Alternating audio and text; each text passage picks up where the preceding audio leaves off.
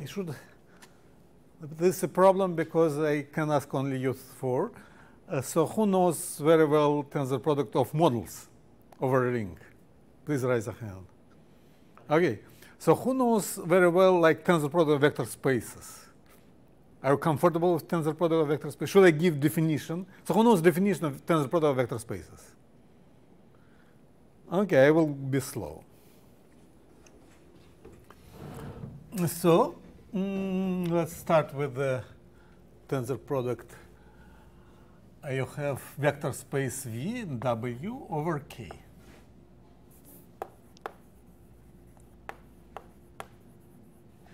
Over K. Or, since the definition is the same, models over ring R. So the formal definition, it's sort of, I mean, it's formal. So it's not very clear what it is, but I will try to explain what it is. So do you know tensor product of vector spaces? Very well. What about tensor product of models over ring? So I have this. How much knowledge do you have about tensor product of vector spaces over a field or models over ring?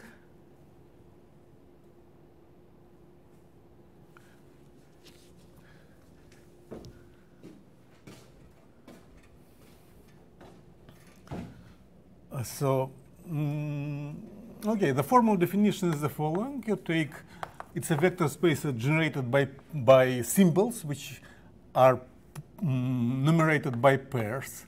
So it's symbols with x inside V, y inside W. And then this is a free space with very huge, it has a basis which of these pairs, very big. But then you have, you take a quotient by relations, which are called bilinear relations.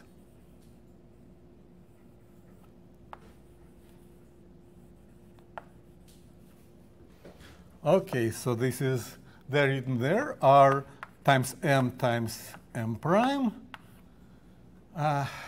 Is equal to Rm times M prime is equal to M times Rm prime. This is, yeah, then you have two distributive relations, M plus M1 times M2 is equal to M times M2, oh, okay, M prime plus M1 times M prime, and then you have M times M prime plus M1 prime is equal to M times M1 M prime plus M times M1 prime. Okay, so this is, in fact, the relations which are required for a form to be bilinear. So if you have a functional like lambda from M times M prime, so now this W and V become M and M prime.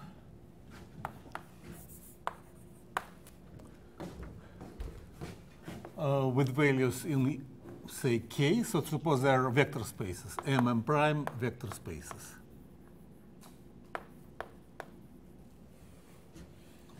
Then lambda is equal 0 on bilinear relations. 1, 2, 3 is the same as lambda is bilinear. This is definition of bilinear. So bilinear is a function which is defined on pairs that satisfies these relations. So this means that m times, at least for finite dimensional spaces, dual is the same as bilinear m prime. So then, well, this is entirely true, but then if it is finite dimensional, you can just realize that double dual is the same as just nothing. It's identity, so you can write it like that. This is another definition of tensor product, which is unfortunately true only for vector spaces. It's entirely false for models, because for models, double dual can be 0, can be anything, and it has no bearing on the, and of course it doesn't work even in finite dimensional space. So this is a nice, so do you know about bilinear forms? We discussed it, right? So if you work on vector spaces, it's a good thing to, I mean, for intuition, it's a good heuristic notion. It just if you want to have tensor product of two vector spaces, you take bilinear forms and take dual. But of course, it's only heuristic. It works only for finite dimensional spaces, and it's no good. Okay, so this is a formal definition. You take all pairs, space generated by pairs, and you take quotient by bilinear relations, which are written there. Now there is a question. So you have 0 as tensor product, something which never happens, of course, finite dimensional spaces. By the way, dimension, if you have dimension of V is equal n, dimension of W is equal m, or both are vector spaces, so what will be dimension of V times W? So who knows the answer to that? Please raise a hand. 2 guys. Okay, it's not hard, because if you have a basis in V, have a basis in W, the basis in the product will be just pairs. So the dimension is equal to nm. This is important. But also what is important that it is never 0. On the other hand, it can be 0 if you work or if it's not vector spaces but models. So this is a big difference between tensor product of models, which will work, I mean, we'll use like every waking moment in algebraic geometry, and tensor product of vector spaces, which you will also use, especially in differential geometry. So you want to find 2 non-zero models such that the product is 0. Can you do it? No one? Okay, it will be an exercise for you. Please do it, and do it carefully, and I will give you some home assignments about tensor products as well. So far we don't need it, but we shall need it a lot. So nobody knows, huh? You know? Which one? A, yes. So again, reals times, very good, over z, z by 2. Right. So the idea is that this is divisible by 2. So if you have x times y, this is same as 2 times 1, 2 over x. This makes sense as a real times y. And this is same as 1, 2 over x times 2y. But 2y is 0 because this is z by 2. So this is 0. So by bilinear relations, if you take this tensor product, you obtain 0. And the same is true for other situations. So what about other 2 guys? Okay, you will have time to think.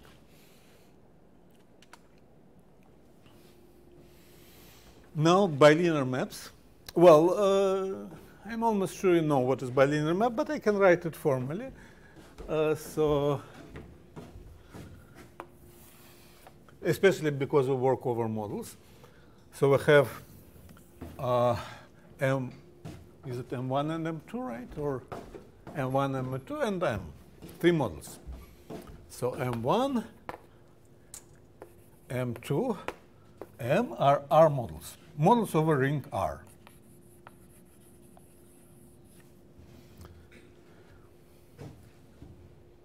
Are you comfortable with models, actually? Should I give you a definition of models? No?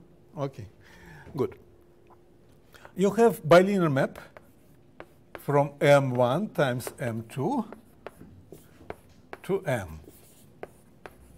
So R to M are bilinear maps. R maps. Well, they just vanish on these bilinear relations. So, which are linear, are linear in first and second argument in M1 and M2. So in other words, if you have like B inside this, B of x plus y times z is equal to B of x z plus B of y z and so on. I mean, this is the same relations as written there. Just you write here tensor product, and here you don't, but it's the same.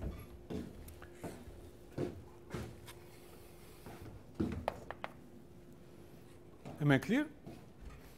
Okay, so as I told you, if you work with vector spaces, you can define tensor product as dual to bilinear forms.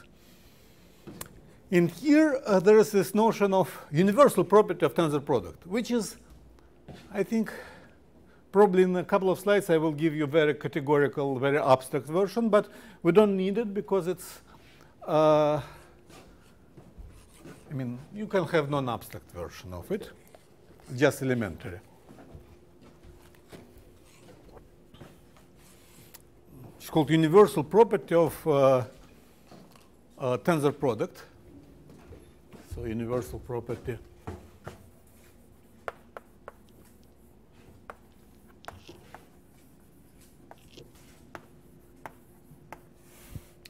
you start with M1 and M2 as here, and we consider the bilinear maps to M. So I have bilinear maps M1 and M2 to M.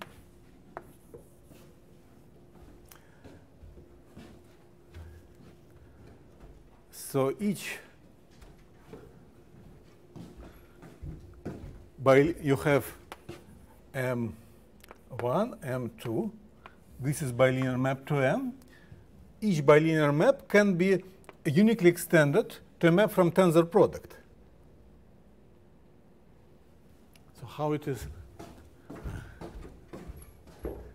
So you have product of two. You have bilinear map to M, lambda, and you have bilinear map to tensor product.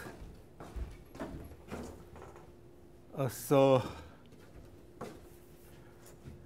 M times M1 times M2. This is clearly bilinear map.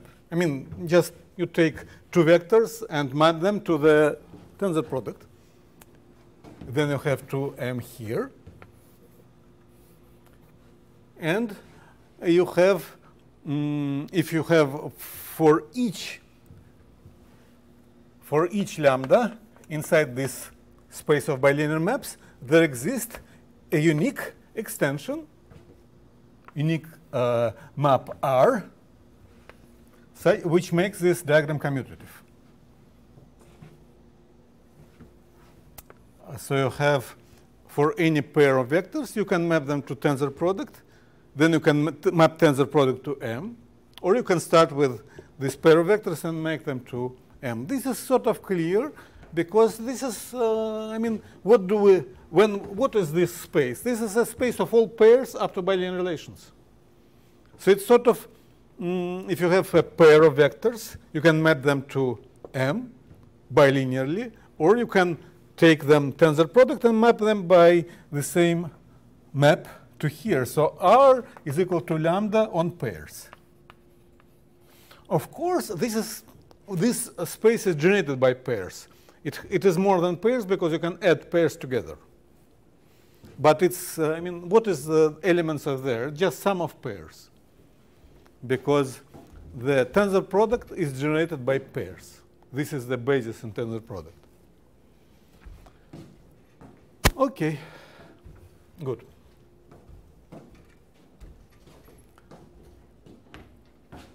Yeah, and for vector spaces, this is precisely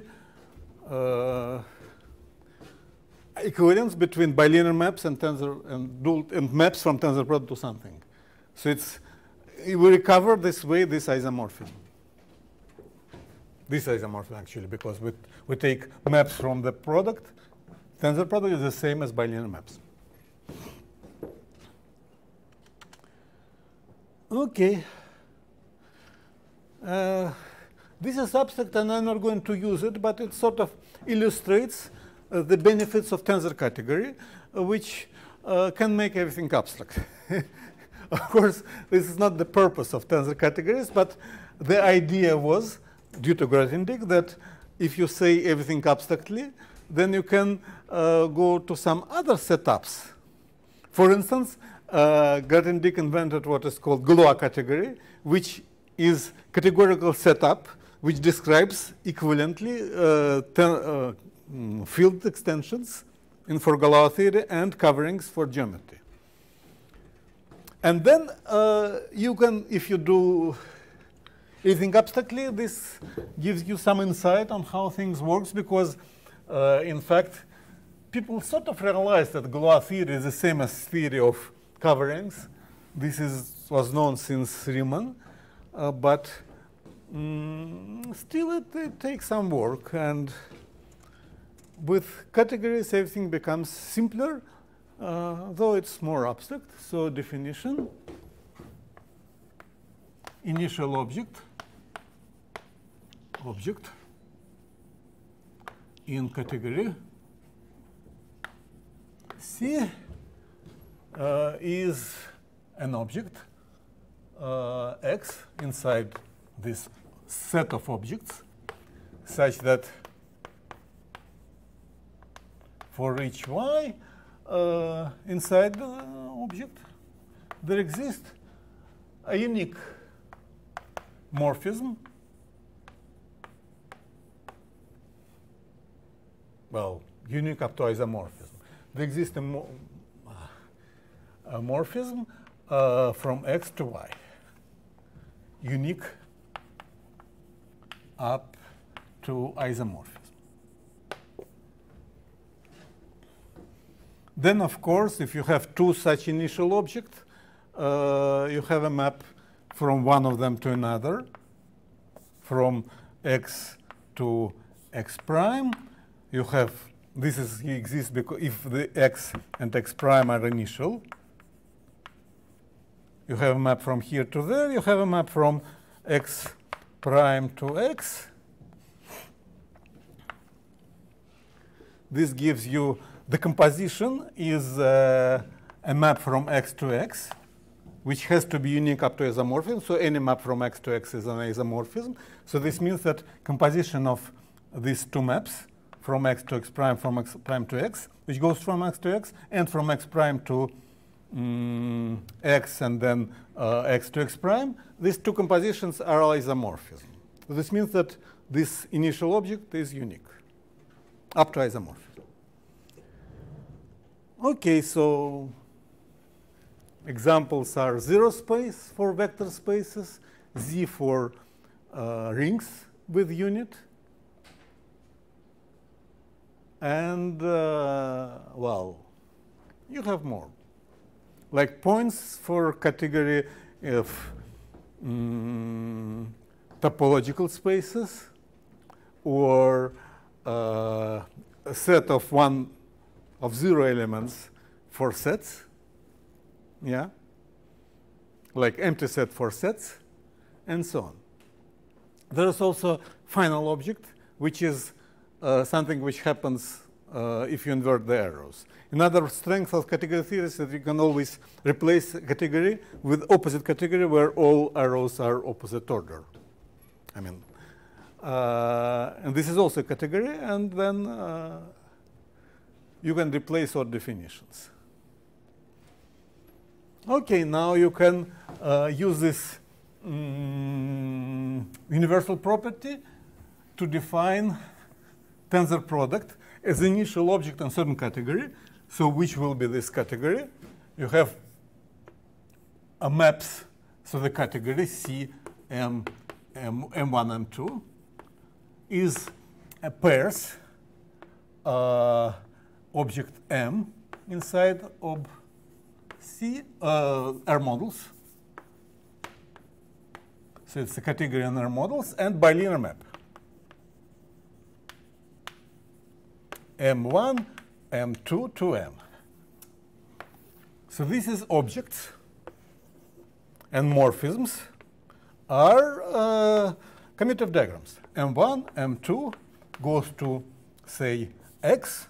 This goes to Y. So you have your objects are pairs, X and the map from it. So you have two maps, and then the morphism between this object and this object is a map from X to Y, which makes this commutative. Then it's sort of immediate that by this universal property, the tensor product is an initial object in that category. In particular, it's unique from universal property. Universal property uniquely determines the tensor product.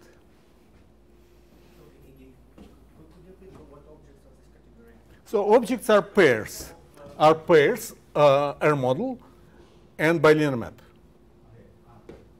So the objects, let's say, call it lambda. So you have M and lambda are objects. And morphisms are maps from lambda from X to Y, so, which make this diagram commutative. So you have a map, say, tau from X to Y. You have lambda X from the pairs. I mean, it's mapped from the product. You have a bilinear map from here, and it makes this diagram commutative in the sense that if you have an image of pairs of elements in M1, M2, and X, you have an image of pairs in Y. They are mapped to each other. This is, if you can think on categorical language, this hugely gives you lots of benefits because you see everything immediately, and then if you don't, you have to check lots of things. For instance, uniqueness of initial object is sort of straightforward from this definition, and then this gives you that universal property, which is just precisely the fact that our tensor product is initial object in this category. So uniqueness of such a map is precisely the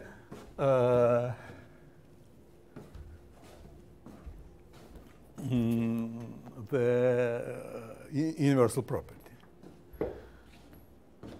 Okay, so tensor product is uniquely determined by universal property because of that. Yeah.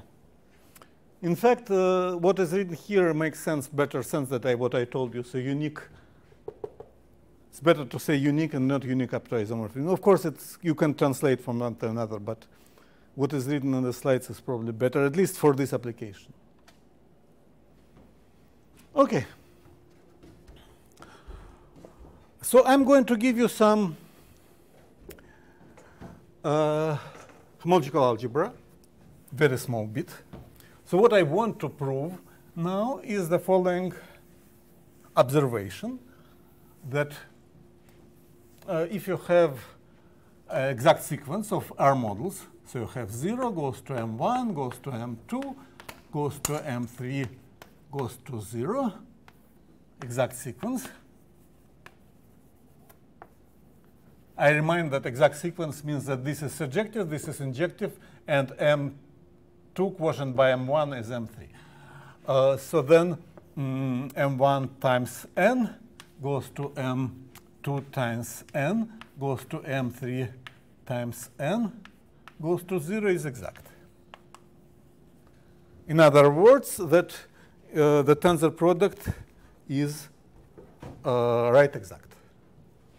Not that it's very hard, at least it's sort of clear that if you have surjective here, map here, you have surjective map here, just because each pair is mapped to some, each pair here is mapped, is an image of some pair from there.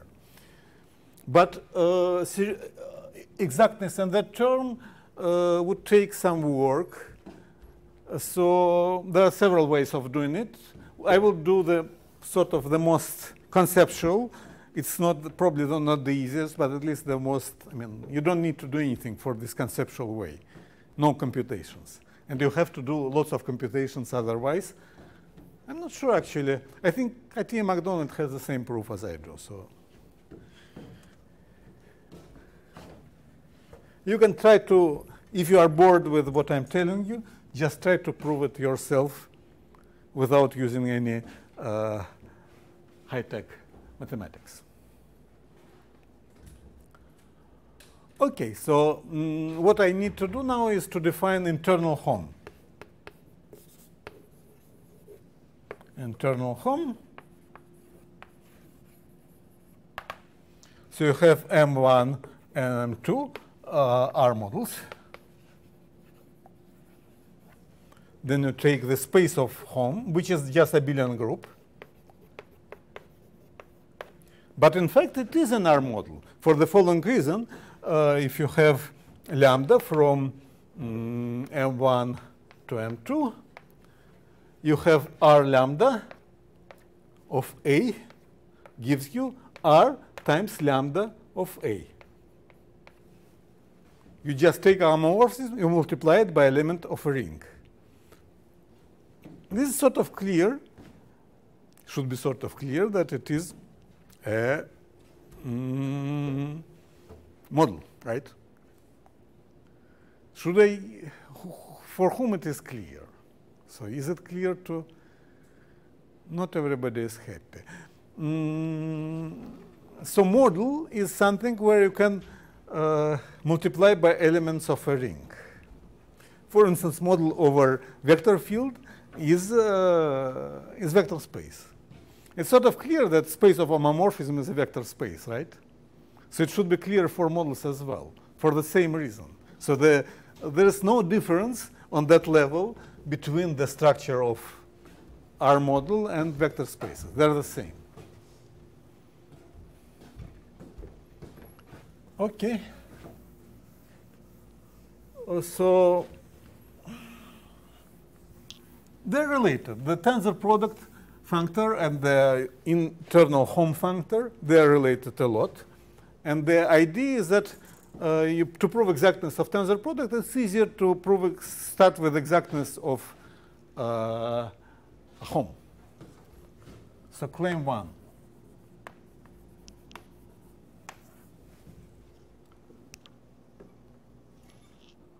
If you have exact sequence of models, 0 goes to M1, goes to M2, goes to M3, exact sequence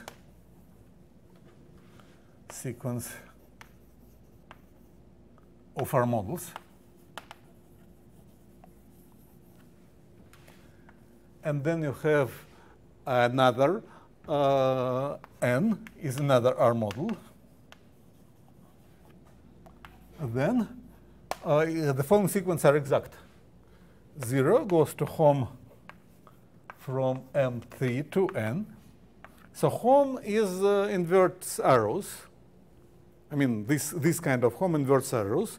So if you have a home from M3 to something, this gives you a map from home from M3 to home from M2. So it's to home of M2 N. This goes to home M1 N. And here is not exact. So this functor is left exact. Another functor is also left exact, but it's in other direction. So it's 0 goes to home from n to m1, goes to home from n to m2, goes to home from n to m3, exact.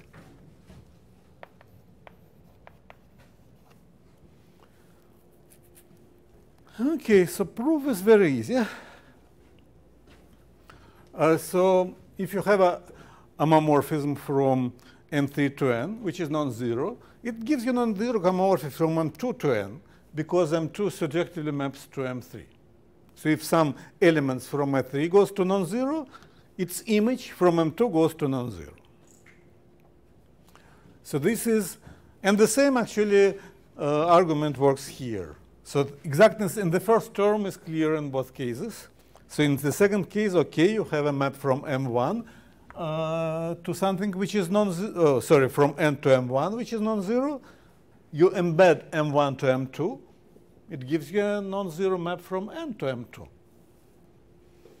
Now the middle term, if you have a mapped homomorphism, which is mapped to 0, this means that this homomorphism restricts to image of m1 by 0. But what does it mean? This means that this homomorphism is defined on the quotient by m1. So it's a homomorphism from m3. So every element from this group which goes to 0 in that direction comes from m3. Okay, the third is the same. I mean, if you have something, a map from n to m2, which becomes 0 after you take a quotient by m3, by m1, you take a composition by this quotient map, it becomes 0. What does it mean? This means that this map arrives at the image of m1. Otherwise, m3 is a quotient of m2 by m1. This argument is called diagram chasing, and if you want to master algebraic geometry, at least like modern algebraic geometry, you would do that or in fact topology, every single moment you will do some diagram chasing. It's a standard technique which is really required to advance in most of modern math. Okay. Was I clear? Do you have any questions? Clear? Please ask questions. Don't be shy. Okay. Now there is an important consequence of the universal property. So is it called remark here? Okay, remark.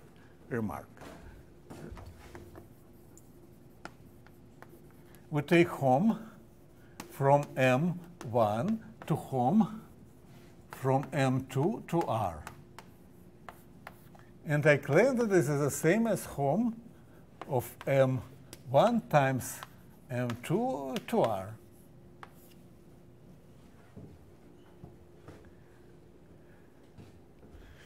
Okay, this maps is clearly, I mean, consider what does this map do. It takes an element of M1 and an element of M2 and produces an element in R. This is bilinear map. So by universal property, there exists, if you have such a map, there exists a map from the product to R. And there's a bijection between, because if you have a map from the tensor product to R, what does this map do? It gives you a map from M1 and from M2, which is linear in both arguments. So it is the same as homomorphism from M1 to homomorphisms from M2 to R. So there is nothing to prove, essentially. And of course, the same is true in vector spaces, and this is one of the first things people learn about tensor product of vector spaces. Okay.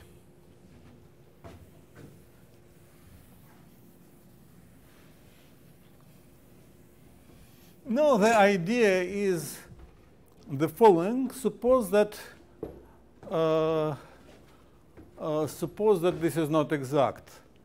Then we would use this, and we obtain that the certain combination of this kind of maps is not exact. But this is impossible because we shall see. So the idea is to prove exactness of this sequence using exactness of that sequence, which we already proved. Okay, so there's an obvious corollary first. From this statement, I have a corollary. So if you have a exact sequence of R models, 0 goes to M1, goes to M2, goes to M3, goes to 0 exact.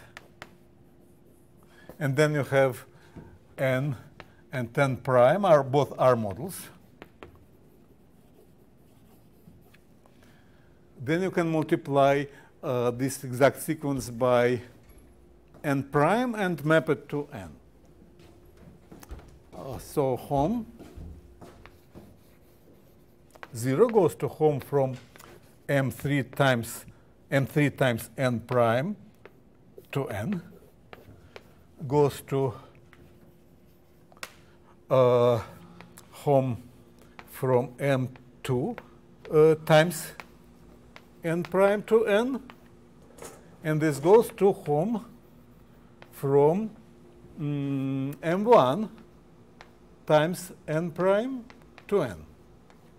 So what I did tensor product and then applied home, internal home. And so why it is exact? This is because this is the same as just this home.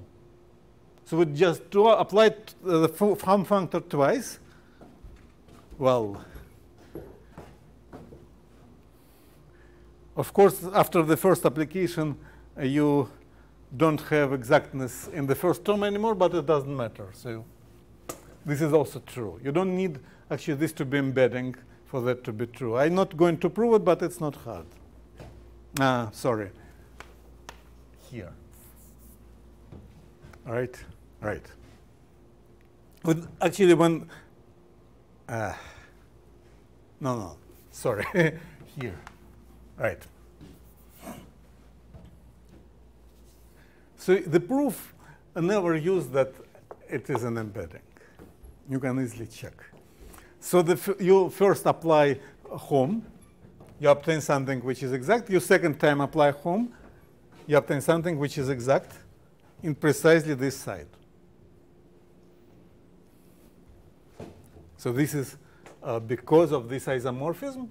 You apply exact functor twice. You obtain exact sequence. I mean, right exact sequence, left exact sequence.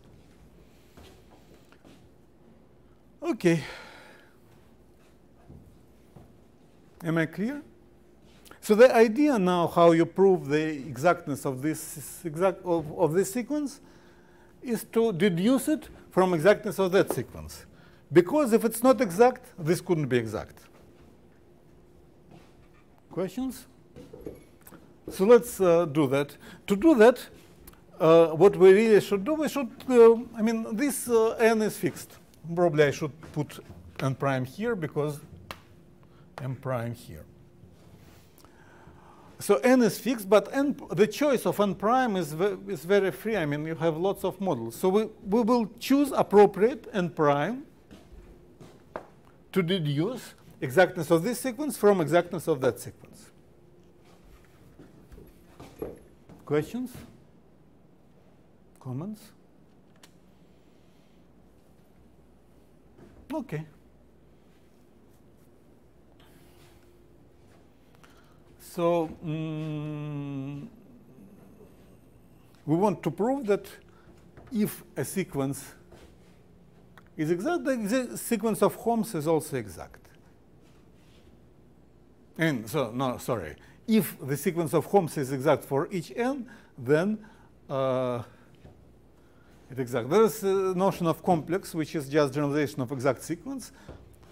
It's a sequence of models with the connecting D from M1 to M2, from M2 to M3, and so on, and that the composition is 0. Okay. Now, what I want to tell you is that if you have an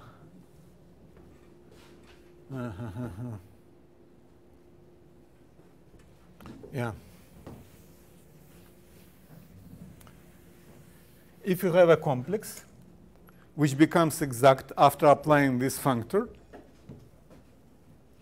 it is exact. I need only 3 terms, but in fact it's true for any length of complexes. So you have M, it starts from M1 to M2 to M3. So it's called lemma. M1 to M2 to M3 to 0, any complex. Complex. So what is exact complex? Complex is exact if kernel of well, it's not even written there, I'm sorry. If kernel of each map is image of the previous map. It's like generalization of exact sequence. So let this be any complex. And then suppose that for all n, you have an exact sequence obtained from this complex. So you have, this gives 0 goes to home. So I reverse arrows because it's a home from M3. So it's we have to start from that. M3 to n goes to home from M2 to n, goes to home from M1 to n is exact.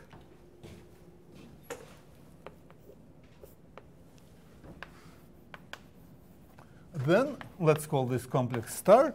Then star is exact. And the proof is again almost trivial diagram chasing. So you will have to just check, choose n correctly. So for instance, suppose that this is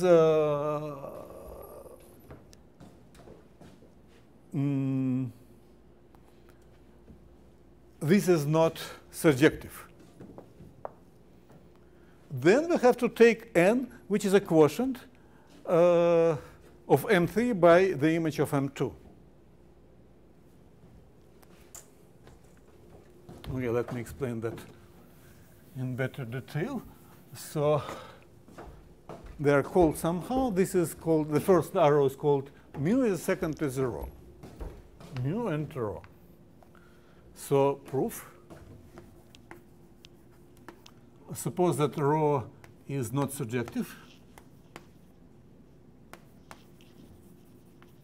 We take n, which is equal to M3 quotient by image of rho.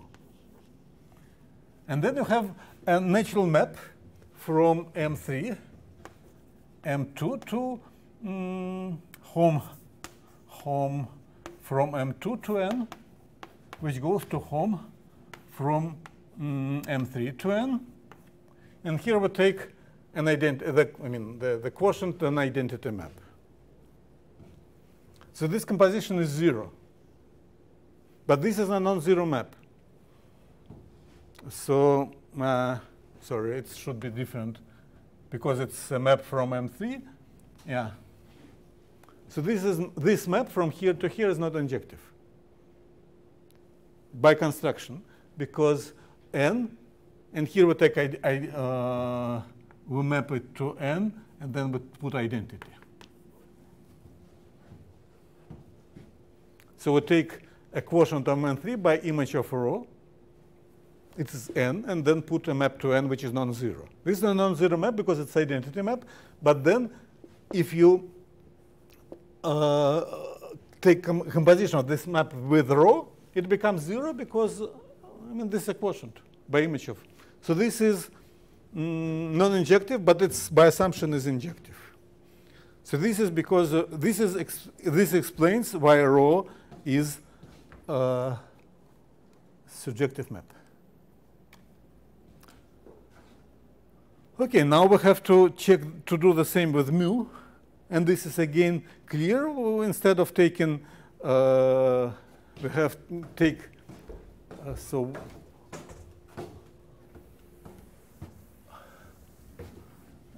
to prove that mu. So we need to prove that the image of mu is the same as kernel of rho. Okay, we again we choose n in a clever way. So we take n is m2. So n is equal m2 by image of mu. And then again, you have a map from m2 to n. And this map, by construction, is mapped to 0 after you apply this composition map, because this map vanishes on image of mu. But then this means that it has to come from here. And okay, the same argument. I took too much time with that diagram chasing. So let me just, okay, I can give you the last slide, and then we should have a break. So now you almost nothing to do, in fact. So if we believe in that lemma, then, okay, we want to prove that this sequence is exact. Okay, so what we know is that sequence is exact for all n prime. This sequence, this is because this sequence is obtained twice by application of the Hom functor. And if something is applied from Hom functor, it's exact, then it was exact. So since this is exact for all n prime, this means that this sequence is also exact. Okay, so we are done with the tensor product, and let's have a break and continue in 5 minutes. So if 28 past 2. Good. Well, for applications, we need only, well, it's used a lot when once you start do cohomology. But if you don't need to do cohomology, you need just one application. We have an exact sequence. 0 goes to ideal, goes to the ring, goes to R by I. Right? This is an exact sequence of R models. And then you have the corresponding exact sequence, I tensor M, for each M, for each model. I tensor M goes to R tensor M, which is M, goes to M tensor R by I, goes to 0. This has to be an exact sequence by this exactness. But this gives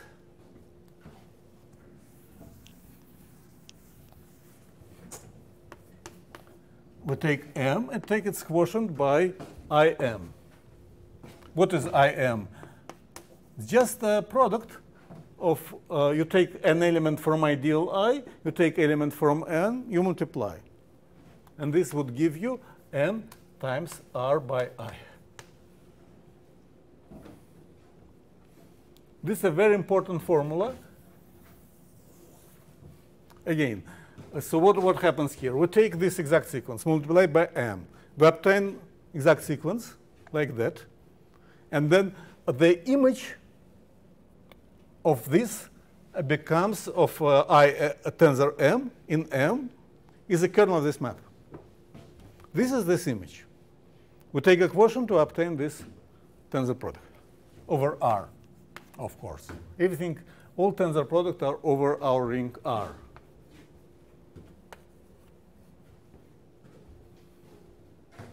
Questions, comments?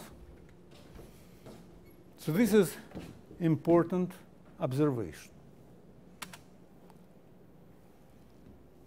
Okay, so there's this first exercise which we just discussed before. And the second exercise is a remark, in fact. It's a remark about non-exactness. So tensor product is, I mean, we proved it is right exact, but it's not left exact. It's only right exact. So there is an example of when it is not, of a situation when it is not exact, just for Z models. It's even, it's not exact even for Z models. So what we have is an exact sequence due to Z by Z goes to Z by 2. So 0 goes to Z, this multiplication by 2, and this goes to Z by 2. This is clearly exact, right? So you take this maps Z to 2Z here, and the quotient is Z by 2 by definition. So let's multiply it by Z by 2 over Z. It's not hard to see that we will have exact a sequence. Z by 2 goes to Z by 2. And the map is 0 because multiplication by 2 is 0. You divide it by 2, and this gives by Z by 2.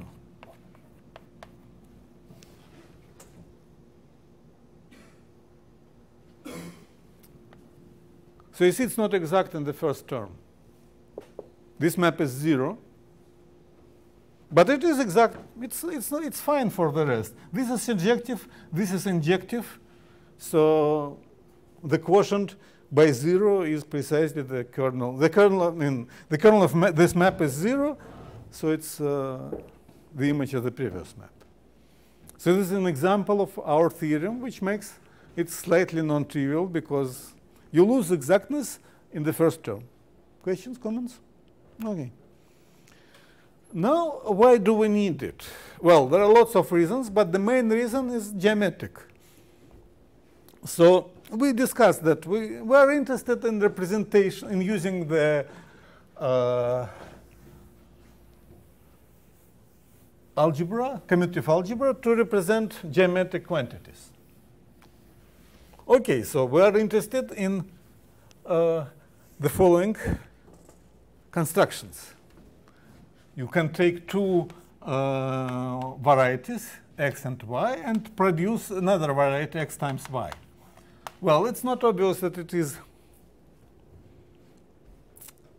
a variety, but it's not hard to see because you can just, I mean, this sits in polynomial ring, this sits in polynomial ring. I mean, this sits in Cn, this sits in Cm, defined by some polynomial equations. Okay, we take a product and we take all product of all these equations. Like the equations from here, the equations from here, they would define you this set. It's not hard to see.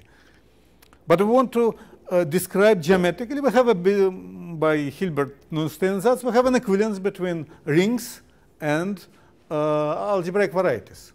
So we're interested in what will happen in X. You have a ring of regular functions on this, regular functions on that. So you will have X regular functions on the product. We're interested in how to relate these two rings with that ring. It turns out that it will be a tensor product. So the rings of regular functions there is a tensor product of regular functions there and there. Another application is the following. You take like algebraic map. F from x to y. Okay, and now we're interested in pre-image of a point. It's also defined by an equation, because what do? You have equations defining your x, and then you add one more equation which says that f, well, it would be an equation because this sits in Cn. You have a point y here, and then you say that, okay, f of x evaluated in y is 0. For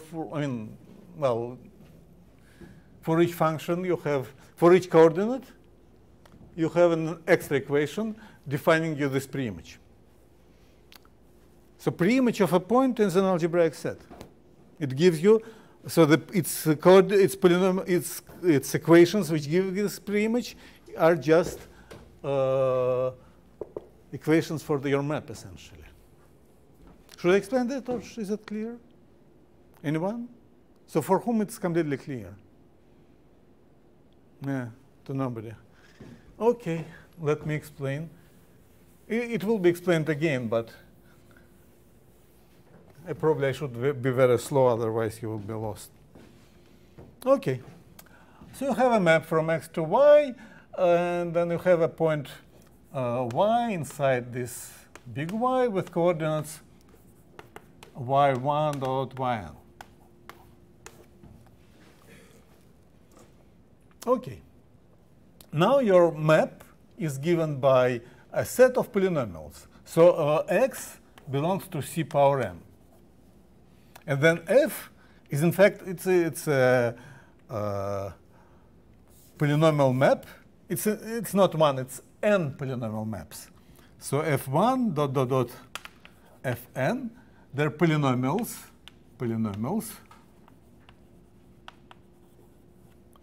on Cn. So f is just this. It takes point with coordinates, a point in that space, and produces a point in this space. So it's n polynomial maps. So f1 dot fn belongs to C of t1 dot dot tm.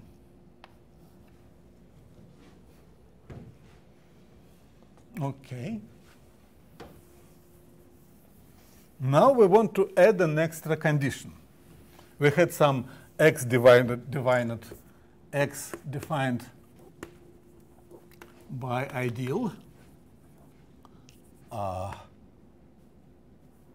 I, for instance, inside this polynomial ring.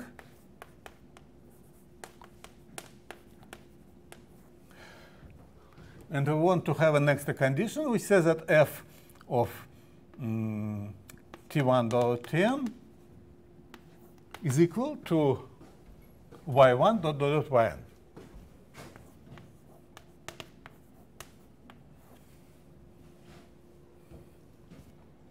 This means that fi of t1 dot dot tm is equal to yi. This is a set of I equations. So equations for this f minus 1 of y are ji. This is our ideal inside x. Ideal inside the polynomials defined in x are and fi of t1 dot tm equal to yi. Yi is a number. So this is the set of ideals, generators of an ideal defining the preimage of y. This is tautology. I didn't tell you anything complicated. It's trivial. But I don't know. You were unhappy with, I'm afraid I was going too fast. Please just let me know that if I'm going too fast, because it's really hard to guess when I'm fast and when I'm slow. Okay, the important thing that it is also given by tensor product. So tensor product, you see, it's very interesting construction which has many applications. So let's go slowly towards tensor product. So I will start, of course, with the definition. So I define tensor product of rings.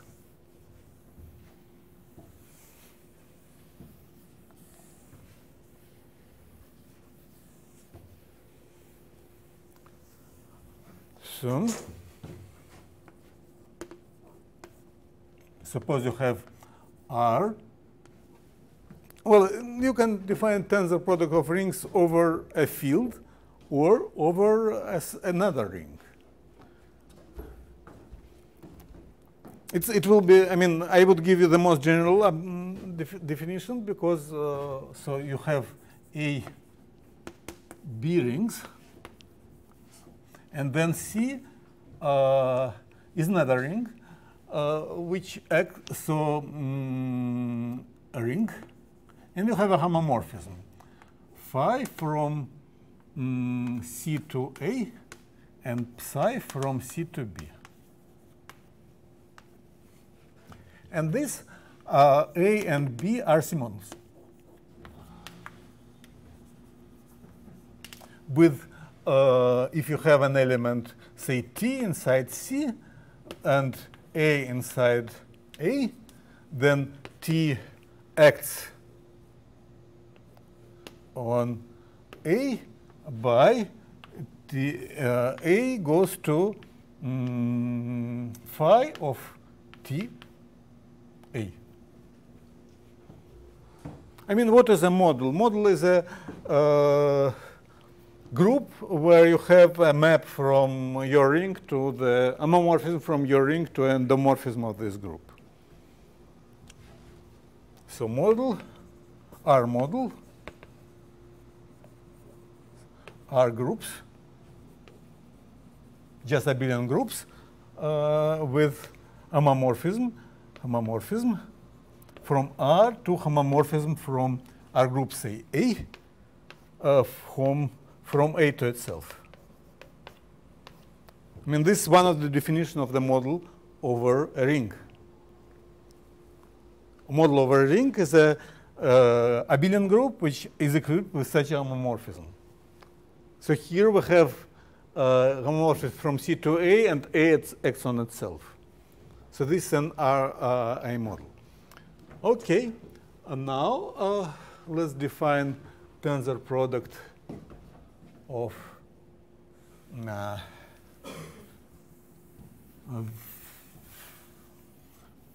rings. So definition: A tensor B over C. C is our ring, is a product of A and B as C models.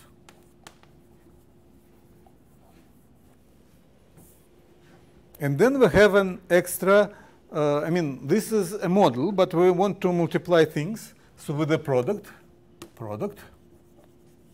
defined by, you take A1 times B1, and you multiply it by A2 times B2.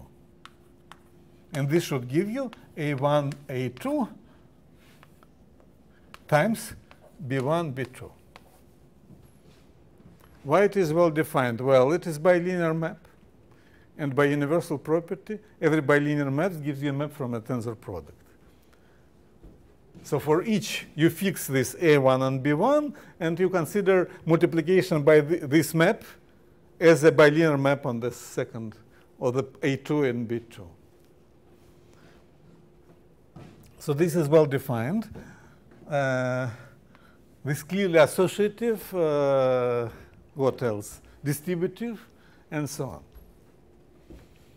So when we discussed, if you remember, tensor product of vector spaces over, when you pass from R to C, for instance, you already use this construction. But, I mean, tensor product of rings, but this is very general and very useful. So the basic example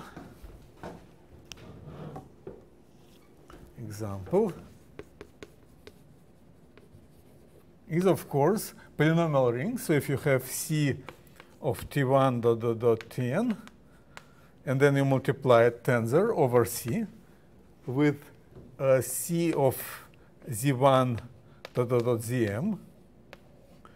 This should give you C of T1 dot dot dot Tn Z1 dot dot dot Zm.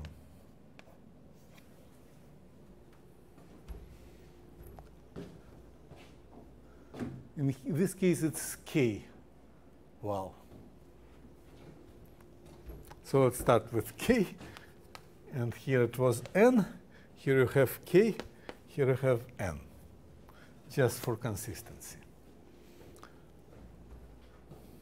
So for whom it's already clear? Not many. OK, so let me explain. So first, you multiply it over C, right? It's a product of vector spaces. For tensor product of vector spaces, it's not hard to see that if you have a basis, like A1 dot AN basis in A, B1 dot BM basis in B, then they're all over C. Then A times B tensor product has basis AI times Bj. Is it clear? Good.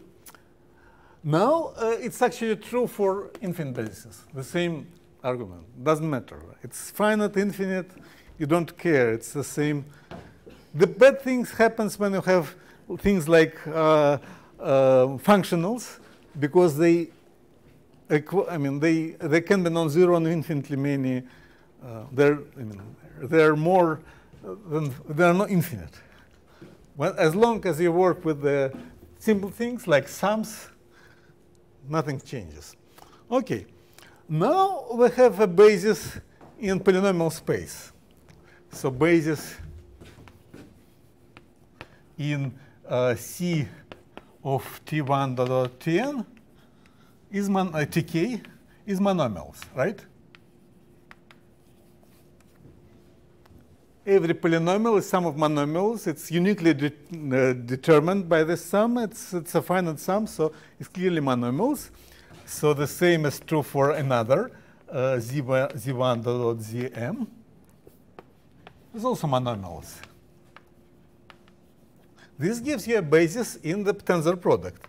In tensor product, basis is just the product of two monomials. So you have Z T1 alpha 1, T2 alpha 2, and so on, Tk alpha k.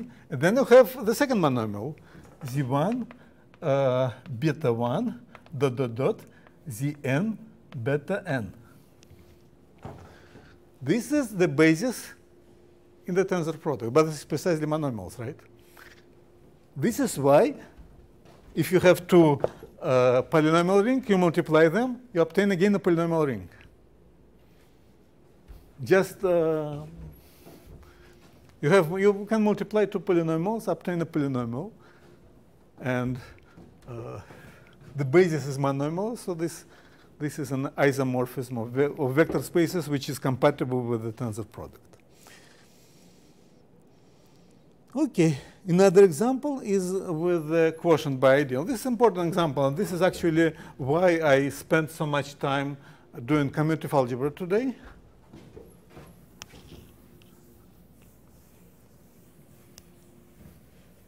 So let me do the second example.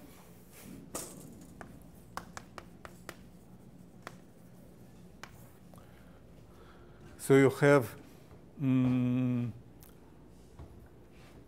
we're interested in taking, so you have a homomorphism from, say, C to A again. C to A is a homomorphism, ring homomorphism. Then we have two rings which with the action of C. Another ring, and suppose that I is an ideal. Then we can consider C quotient by A. I is a ring with C action. Homomorphism C2, C quotient by I. This actually has a name. It's called ring over C. So A is ring over C. If you have a homomorphism, this is like vector space over a field. If you have a homomorphism from a ring to another ring, this ring is called the ring over C. This has some motivations due to Grothendieck. Grothendieck didn't want to consider things like algebraic varieties over a field. No, it's too simple and too not general enough. He realized that everything you can do over a field, you can do over any ring. So what first he realized that you can work over any ring, but then he thought, okay, ring is not good enough. Let's work over another space, like a scheme. So all statements which you do in Grothendieck style algebraic geometry, you can do in this relative setting over even so it's like over. So what we do is over C, but then you can replace C by some other geometric object. And C is, of course, in that setup is understood as a affine variety. Okay, so you have a ring homomorphism, but we're interested in tensor product. C quotient by I, tensor product over C with A. And this should be equal to A over image over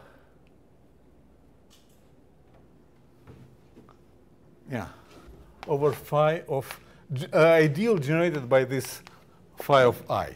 So phi of I is an ideal. Then you take its image in A. It's not an ideal anymore because it's image, but then you generate an ideal by this guy.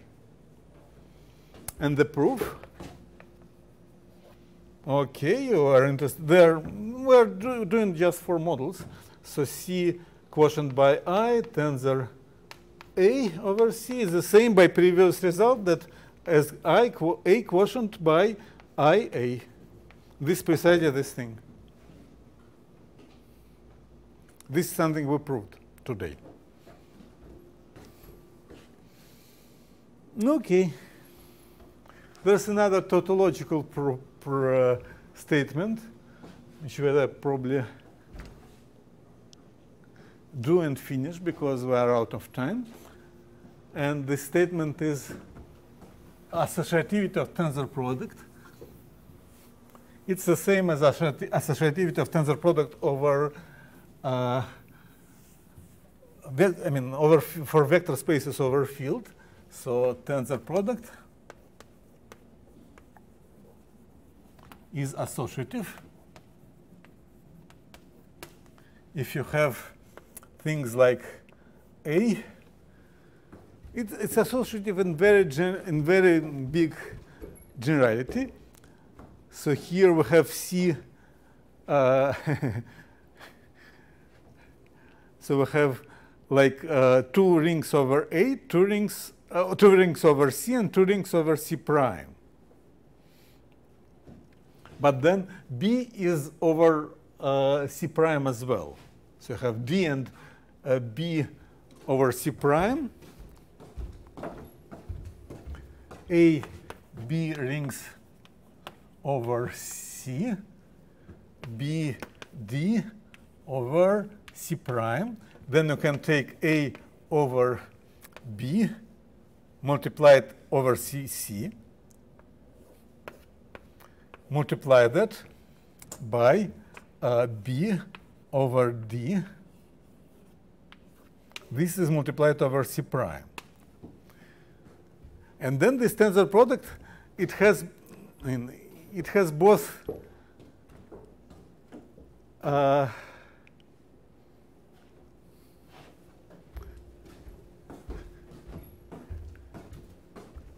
both actions of C and C prime. So you can multiply it over C, but then you can multiply it by over C prime, because here you have C action and C prime action. Here you have also C prime and C action. So this A tensor B, well, Associativity is standard, and we're out of time, so I would probably start from this next time.